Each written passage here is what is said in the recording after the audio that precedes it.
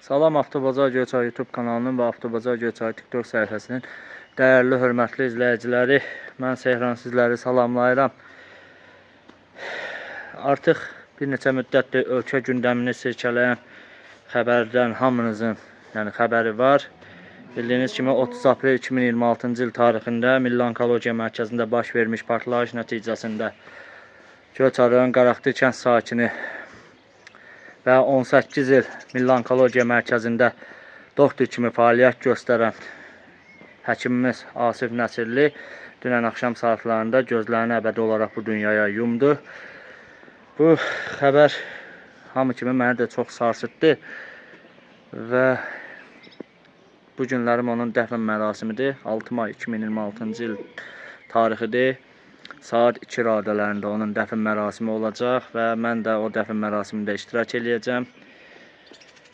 Asif Nəsirlinin qohumu kimi, yaxını kimi və bir kənd sakini kimi çalışacağam onun dəfn mərasimində çəkiliş aparım və Allahdan Asif Nəsirliyə rəhmət diləyirəm. Ailəsinə, yaxınlarına, qohumlarına, əqrəbalarına səbir diləyirəm.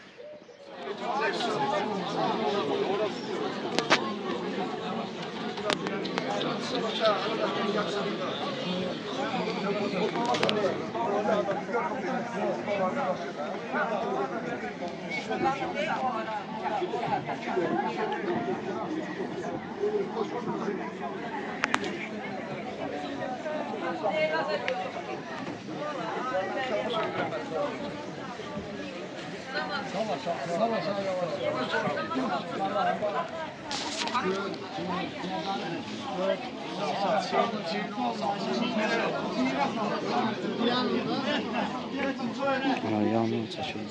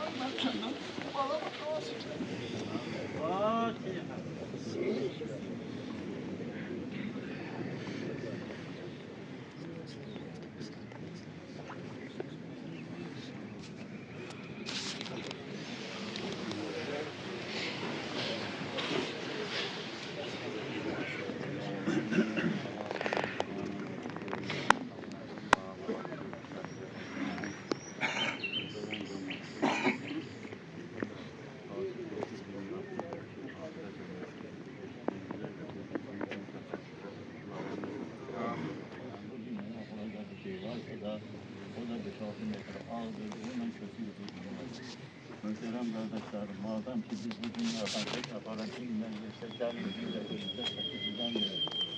Yani her şey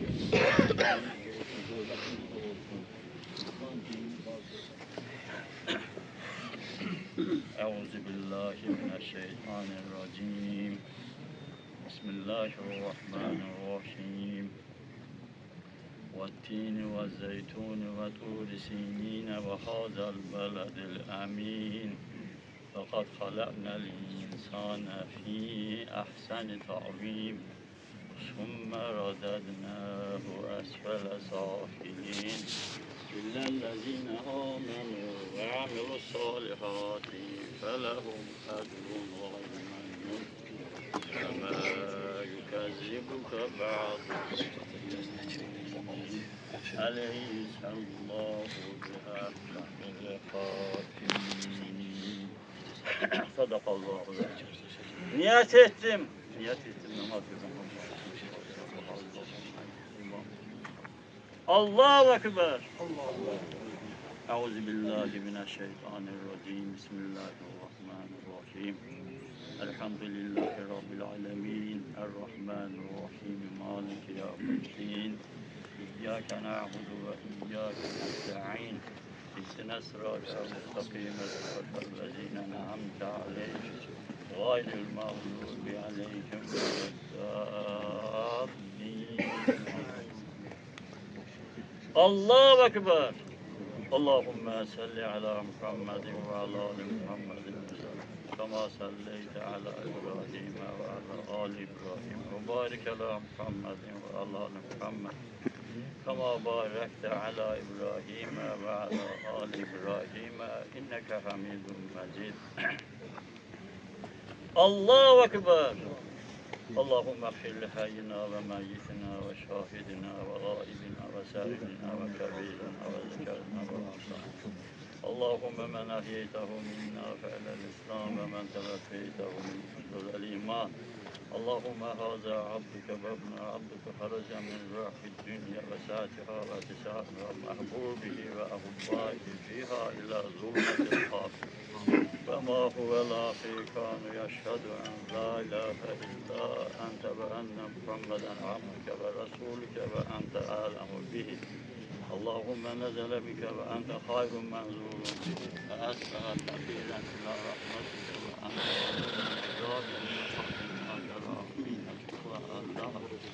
اللهم من كان محسنا فزد بإحسانه ومن كان مسيئا واغفر له وتجاوز عنه ولقيه برحمتك الأمن من عذابك حتى تبعثه إلى جنتك يا أرحم الراحمين الله أكبر اللهم لا تحرمنا أجره ولا تفتنا بعده واغفر لنا وله السلام عليكم ورحمة الله السلام عليكم ورحمة الله آمين هذا اللهم اغفر له وارحمه الفاتحة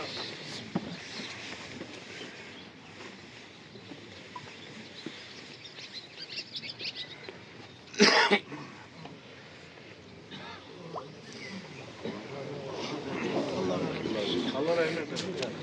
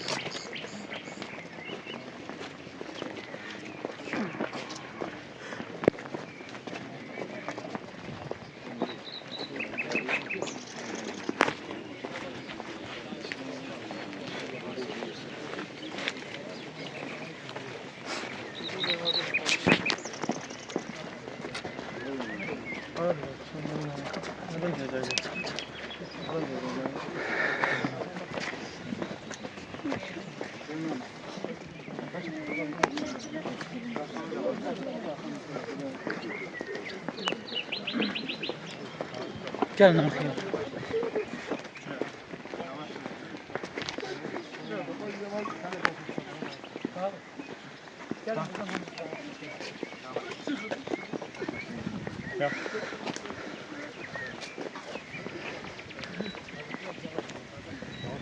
Gel, geç arkaya geç, arkaya geç.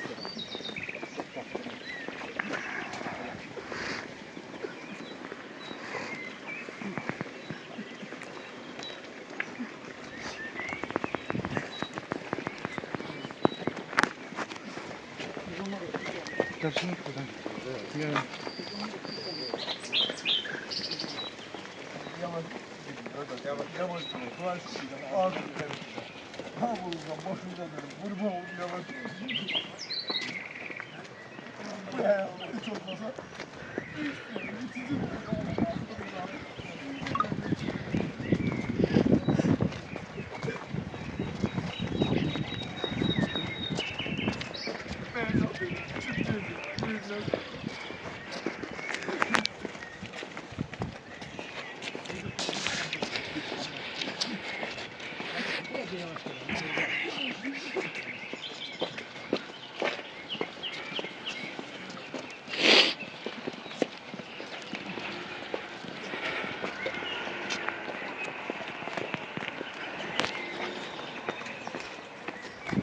Bu qaqaşa denən gəl bəyər də, ham şursuz axı.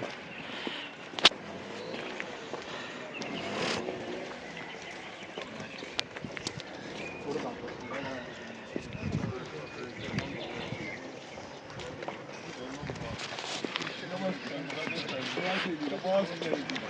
Yapıya bak. Basıldan tutuyor.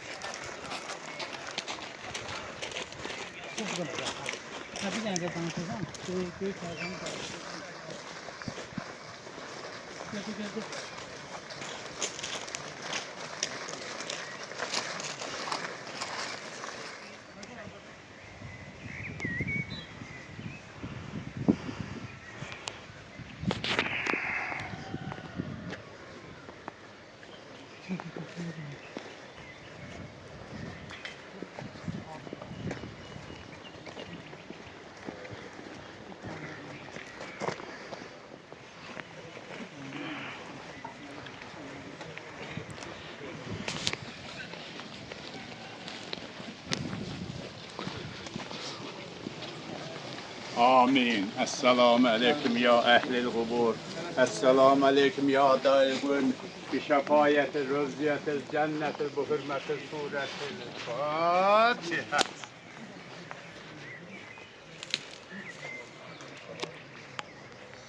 عليهم غير المغضوب عليهم. الله رحمته.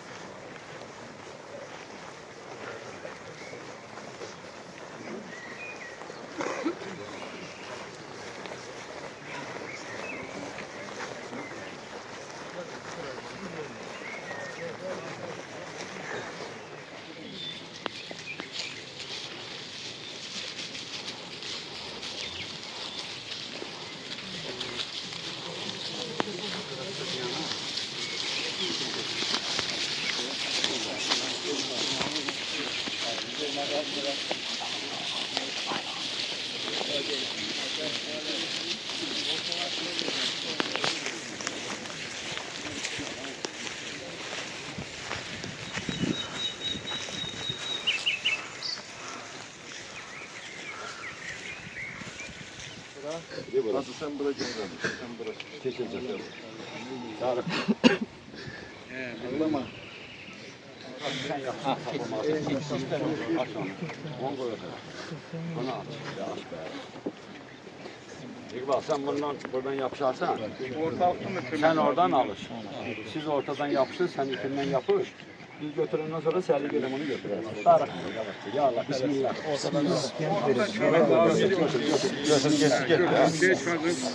Götür maşan yok.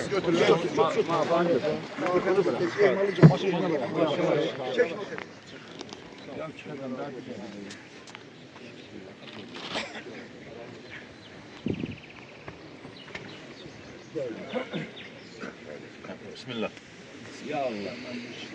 Allah rəhmət eləsin. Tarıkmayın. Seli gelin. Her bir laf atsın. Ham atsın. Hamımız eləmişik ha bunu. Hamımızdan Allah razı olsun. Az olsun. Bir atı götürün. Bir laf at koyuyor. Bir laf at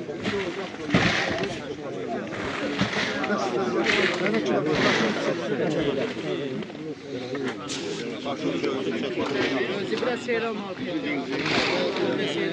Benim o yüzden içeri lafı gelirler. Adamlar arkaya geçiyor. Gol kadar gelenler de hele bir lafa İyice lafa tutulmayı gol karşısında. İyice lafa. Daha biraz geri çekilir.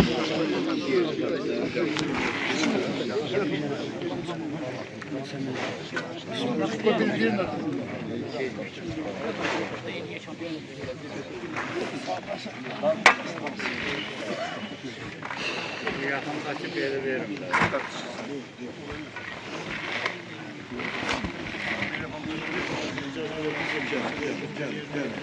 Arkadan at. Geri dembeler at.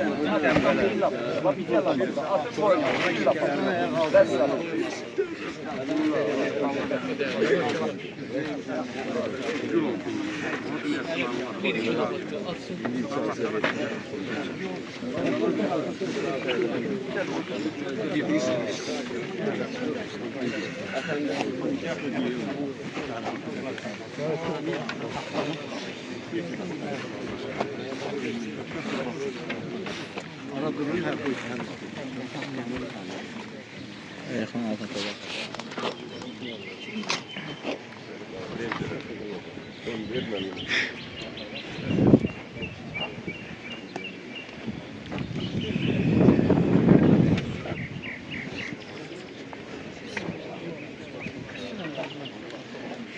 Buran yumuşal.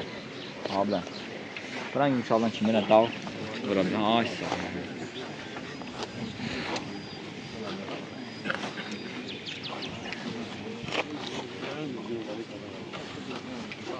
Arkadaş bu bizim həkimlərimizin adına. Həkim Camiyəsi. Eğlenin bir kardeş. Allah kimi. Hamımızın dəyərlisi. Respublikanın uşaq terapiyası üzrə mütəxəssisi. Mən deyirəm ki, mənim də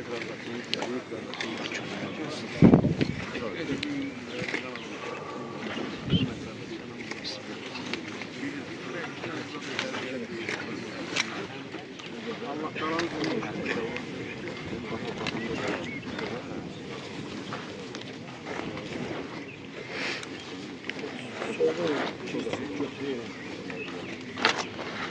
Efkan kaç laf Efkan? Efkan o laf Efkan bir koyun. Allahümme agfir lehu verhamhu. El-Fatiha. Allahümme.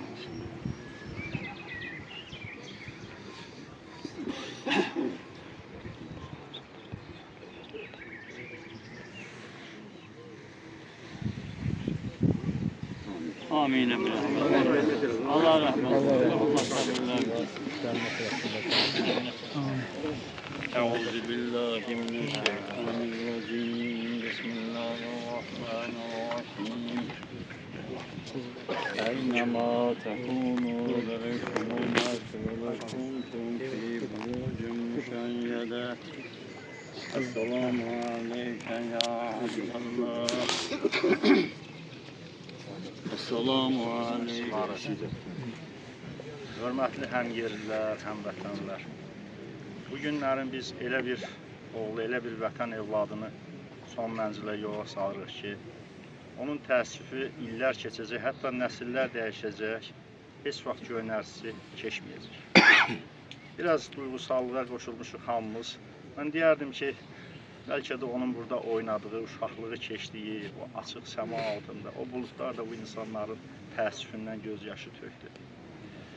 Dəyərli bir insan idi, eldən getdi. Deyərdim ki, mən bütün ölkədə tək-tək olan mütəxəssislərdən biriyim. Və ən başlıcası isə peşəsini, belə deyək ki, insanlara şəfa verən, insanlara həyat verən tərəfini bir tərəfə qoyuram. Amma deyək ki, humanist insan idi, gülərüz insan idi. Qohum ağrəbə içərisində, dost-tanış içərisində həmişə seçilən idi. Asif haqqında keçmiş zamanda danışmaq çox çətindir. Yəqin ki, başa düşüləndir. Dəfn mərasimində vida sözü üçün uzun illər bir yerdə işləmiş, onun rəhbərliyi altında mütəxəssis kimi yetişmiş, Respublikanın baş onkoloqu, Milli Onkologiya Mərkəzinin əməkdaşı, tibb elmləri üzrə fəlsəfə doktoru, hörmətli Azad müəllim, Azad həkim Kərimli iştirak edir. Onun vida sözünü dinləmək ürək ağrısı ilə bizlər üçün önəm daşıyır. Buyurun həkim. Buyur. Çox sağ ol. Asif haqqında danışmaq çox çətindir. O siz keçirən hissləri and içmədə Allahdan oyanası yox. Allah haqqında sizdən çox pis keçir. Siz o faciəni görmədiniz, onu biz görürük. Bu faciə tək Asifin ailəsinin faciəsi deyil. Tək Milli Onkologiyanın faciəsi deyil. Azərbaycan səhiyyəsinin faciəsi deyil. Bu, ümumən Azərbaycan xalqının faciəsidir. Bu elə bir faciədir ki, nə bilim, bəlkə də əsrlər keçəcək, yaddaşlardan silinməyəcək hadisə.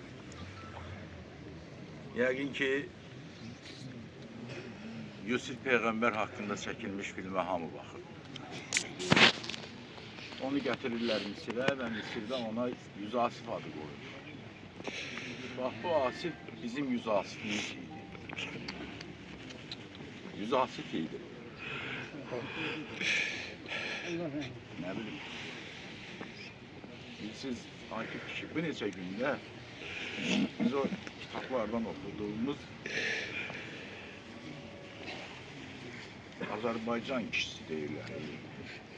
Bax, onu gördüm mən sizdən.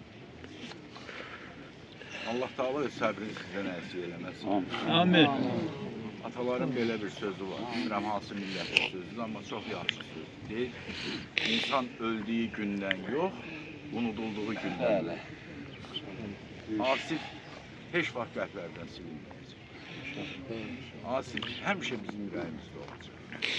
Allah ona rəhmət eləsin. Amin. Allah sizə səbir versin. Nə deyim, yazıdır, qaçmaq mümkündür. Çox sağ olun həkim. Sağ olun həkim. Dəyərli sözlərinizə görə, ürək göynədən sözlərinizə görə təşəkkür edirik hamının adından, onun el-obası adından. Siz dəyərli bir ziyalısınız. Həkim yüz kənara dəyərli bir ziyalısınız. Asif həmişə sizin haqqınızda xoş sözlər deyib. Şəxsən mən bir qohum kimi belə eşitmişəm. Bir cəmaat adından. Hamımız əlbəttə ki, göynədir, yandırır. Bəzən elə məqamlar olur ki, sözləri dilə gətirmək mümkünsüz olur. Acizlik əlaməti çəkir insan. Burada Asif həkimin tələbəlik dostları, həmkarları iştirak edirlər. Onların adından vida sözünü demək üçün Bərdə rayon Mərkəzi Xəstəxanasının Cərrahiyyə şöbəsinin biri Zahir həkimə söz verir. Biz Asif doktorun qrup yoldaşı olmuşuz, tələbə yoldaşları var burada. Asifə Allah rəhmət eləsin. Asif hər zaman öz tərbiyəsi ilə, mədəniyyəti ilə, əxlaqı ilə seçilən oğlan oldu. Ondan xoş günlərimiz çox olubdur. Bizim üçün çox böyük bir itkidir ki, biz bunu bu günləri burada belə vidalaşdırıq. Allah Asifə rəhmət eləsin. Asif bütün Azərbaycana lazım olan, bütün dünyaya lazım olan bir həkim idi, oğlan idi. Allah rəhmət eləsin. Zahir həkimin dediyi kimi insan o vaxt unudulur ki, o vaxtı dünyasını dəyişir ki, daha doğrusu unudulur. Tam əminliklə deyə bilərik ki, həkim heç vaxt unudulmayacaq. Çünki onun əməlləri, siz bu təkcə bir elin faciəsi deyil. Bütövlükdə ondan nicat gözləyən nə qədər körpə balalar var. Hansı ki, bugün o iş başında olmalıydı, iş günüdür həftənin. Bəlkə də bu günlərim o bir neçə həkim pasiyenti, xəstəni qəbul edəcəkdi. Onlara ümid verəcəkdi ən azından, nicat verəcəkdi. Bax, bütün bunlar hamısı o onlarla, yüzlərlə bugün, sabah, gələcək düzdür. Əvəzləyici mütəxəssislər olacaq. Amma Asif heç vaxt əvəz olunmayacaq. Möhtərəm cəmaət, hörmətli soydaşlar, niyə mən həmvətənlər soydaşlar deyirəm? Çünki təkcə burada bir kəndin, bir bölgənin adamları deyil. Respublikamızın müxtəlif bölgələrindən insanlar bu vida mərasiminə təşkil edirlər. Ona görə də məhz həmvətənlərim deyə müraciət edirəm. Hamınız bura ürəyiz istəyib gəlir. Uzaqdan çox hamınıza təşəkkür edirik. Allah dünyasını dəyişənlərin hamısına rəhmət eləsin. Sözü mərhumun əmisi Hacı Marifə verək. Təbii ki, onun da deməyə sözləri var. Qardaşlar, yəni ziyalılarımız, müəllimin, doktorun, həkimimizin dediyi söz, mən neçə gündür onun yanındayım, böyründəyim, görmüşəm. Yəni, bax, bu bizim görkəmli həkimimiz. Mən onun yanında söz deməyə ehtiyac yoxdur, amma bir kəlmə belə deyəcəm ki, hər kəsi çəkdiyi zəhmətə görə sağ olsun. Halal olsun. Bütün insanlar, bax, bacaran da, bacarmayan da hamısı elədir. Sağ olun, var olun. Allah sizləri olsun. Sizə təşəkkür edirəm, həkim. Çox sağ olun, sizlərə, hər birinizə. Mən həqiqi mənada, mən hamı bilir ki, mən radikal düz adamam da. Mən Azərbaycanın, Asifin belə işi oldu. Biz bunu sizin qoyduğunuz o kate diskisini göndərdik biz Germaniyaya, Türkiyəyə. O həmin cavab, həmin sizin o mütəxəssislər necə qoymuşdusa, elə də gəldi. Mən ondan, oğlum yadımdan çıxdı, fərəhləndim ki, bizim Azərbaycanın belə həkimləri var. Allah sizi var eləsin. Allah sizi min budaq eləsin. Sağ olun. Çünki sizin xəstələnən sizlərin yanına gedib. Doğrudan mən bilməzdim ki, bu Asifin yanına getməyim. Mən bilməzdim Azərbaycanda belə gözəl həkimlər var. Hansı diaqnoz Germaniyadan gəldi, özə kollega eləmişlər ha, bir adam yox. Yəni topa və Türkiyədən. Allah canınızı sağ olsun. Allah salamat olsun. Sahip gələn qardaşlarımız çox sağ olun. Halal eləyin zəhmətinizi. Sağ olun, var olun. آمين أجركم وأحسن اللهم اغفر له وارحمه الفاتحة اللهم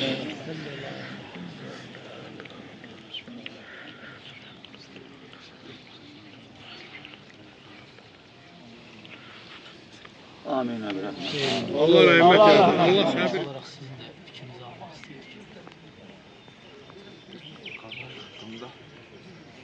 Danışmaq çox çətindir. Özdə elə bir qardaş.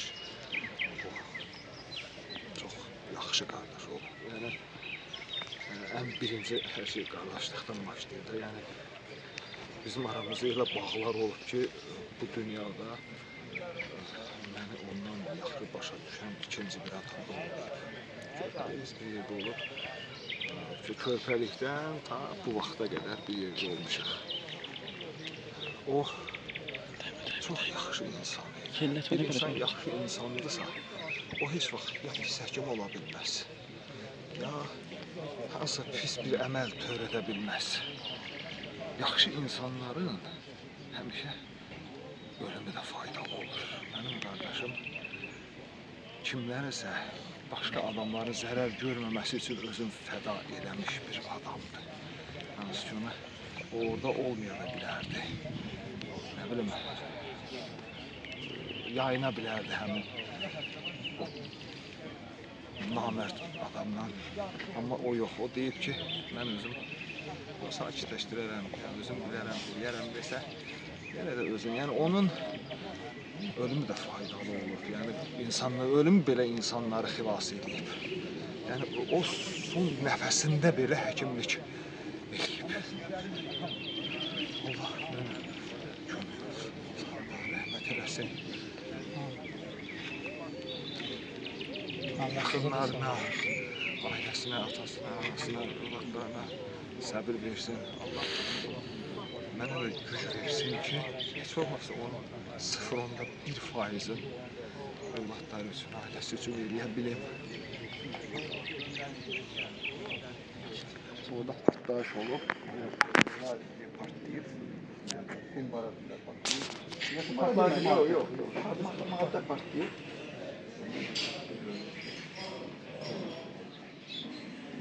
Sonra əgər vaxtı mən bunun deməli Azərbaycan milli onkologiyanın qoyduğu diaqnozu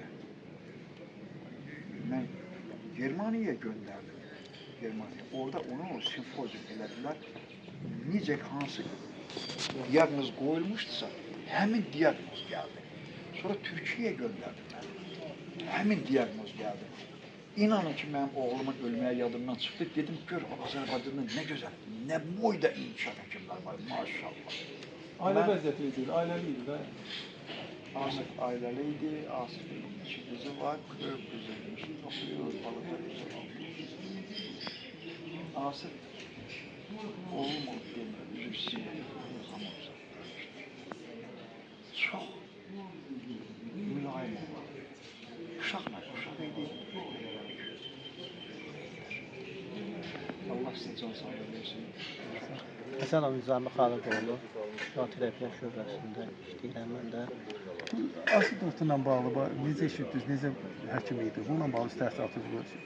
Asif doktor çox dəyərli bir insan idi, bir həkim idi, bir iş yoldaşı idi. Asif doktor demək olar ki, onkologiyanın ən çətin sahəsi olan şüa terapiyası, hansı ki, uşaq şüa terapiyası ilə məşğul idi. Neçə illər idi, özlərində işləyirdi, çalışırdı. Bütün xaricdə təhsil alaraq, demək olar ki, Azərbaycanda ilk uşaq şüa terapiyası həkimi idi. Çox dəyərli bir insan idi, çox dəyərli bir yoldaş idi, çox mərfətli, qanacaqlı, qabiliyyətli bir insan idi. Bu hadisəni necə eşitdiniz? Valla bu hadisəni eşitdik deyəndə bu hadisə heç biri ağla gəlməyən bir hadisədir. Hansı ki 30 axşam, 30 günü olub bu hadisə ki, biz eşidəndə də çox təəssüf hissi ilə oldu ki, belə bir hadisə olmağı. Hələ ki biz bu hadisənin şokundayıq.